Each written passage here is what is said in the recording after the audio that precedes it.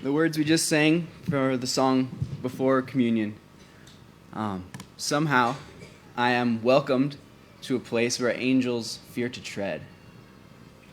Somehow, we are able to be welcomed to a place where even angels themselves would be scared to go. I'm going to come back to that. But I was born in Jackson, Michigan. My parents were at a training facility there, training to be missionaries. So I was born right into an environment where basically everyone around me was focused on equipping themselves to share the gospel with people around the world. I heard the gospel many times as a young kid. My parents finished the training. We went into deputation or pre-field ministry, going around to churches. I heard the gospel there. I was in so many different Sunday school classes. One day, when I was about 5 years old, I went to a 5-day club. And there was the volunteers there, shared the gospel, I'm sure, but I don't remember it. It didn't impact me at all. God had not opened my heart to see the truth that he had for me yet. But they asked me if I wanted to pray a prayer, and there was this guy that wanted to be my friend, and I thought that was cool. So I went away in a corner with one of the volunteers and prayed a prayer. They thought I got saved. I thought I got a new friend. Turns out we were both wrong. I was still a sinner. And my sin meant that I could not be accepted by a holy God.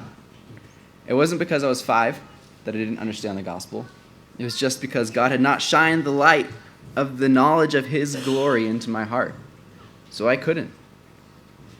Okay, but getting saved is not just something you do, like getting groceries. Okay? Getting saved is something you become, like getting wet. Once you become wet, it's all over you, okay? So eventually we made it to the mission field soon after that, and I don't remember the exact moment I was saved, but it was a specific moment in my life.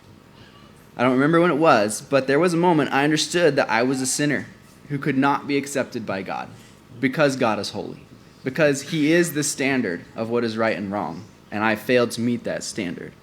He could not accept me, not now, not ever, unless something changed. And I understood at some point that Jesus took my sin onto himself. He credited my sin to himself, and he credited me with his righteousness. He took my sin to the cross and paid the penalty for that so that he could give me his righteousness. I understand now that God accepts me because he sees me as having Christ's righteousness. And so we're told by the writer of the book of Hebrews, "Let us therefore come boldly unto the throne of grace, that we may obtain mercy and find grace to help in time of need." And like we sang a few minutes ago, that's not even something that the angels have. They can't come boldly to the throne of grace. You see, getting saved is not just about going to heaven someday. Getting saved is not just about something that will happen to you in the future. Getting saved changes now, changes your life now. Because now, once God has placed Christ's righteousness on you, God can have a relationship with you now. God can accept you now. You are his child now, today. So the fact that you are saved changes the way things are for you now. And that was a specific moment in my life as a little kid. I do remember when I was about 7, just being struck by that thought. How awesome that is. I remember I was playing outside. I came in to get a drink. I don't know why I remember that part of my day, but on that day I was just very thankful that God had made me his child and made me accepted in his son.